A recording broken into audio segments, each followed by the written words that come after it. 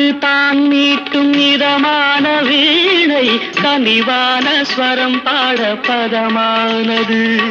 கலைமாது தான் மீட்டும் இதமான வீணை கனிவான ஸ்வரம் பாட பதமானது. அழகான இளம் பெண்ணின் மேனி தான் கூட ஆதார சுதி கொண்ட வீணையம்மா. அழகான இளம் பெண்ணின் மேனி தான் கூட ஆதார சுதி கொண்ட வீணையம்மா.